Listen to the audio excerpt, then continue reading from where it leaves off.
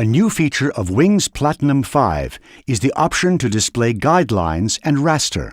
The guidelines help you to align pictures with each other or to straighten pictures with a slanting horizon. For example, in order to display the guidelines, I right-click the screen and select Display Guidelines.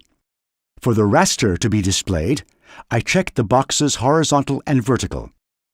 The green guidelines will be displayed immediately.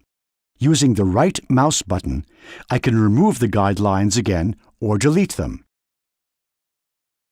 It is also possible to add individual guidelines. I have two options. I can either enter a percentage or a pixel value. The percentage resembles in-screen editing. I move in a coordinate system with the 0 position right in the center. I now check the boxes horizontal and vertical. This way, I will get two guidelines. If I enter 0 here, both guidelines are placed exactly in the middle. Now I can right-click the screen and remove individual guidelines or delete all of them. My reference point for pixel entry is at the bottom left corner. Upon entering 100 pixels, for example, the horizontal line moves 100 pixels to the top starting from the reference point, and the vertical line 100 pixels to the right.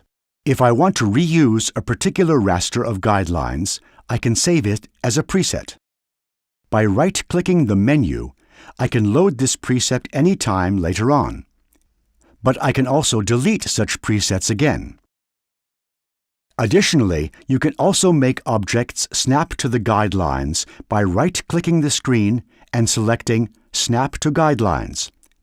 The guidelines will immediately turn magnetic, and when I place an image in in-screen editing, this image will snap to the various guidelines.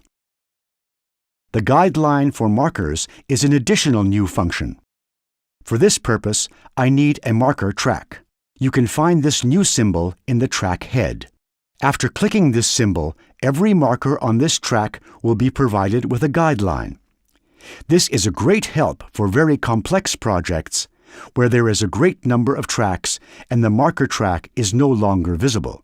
This way, I can still see where the pause markers are located, and I can place my images and dissolves with utmost precision.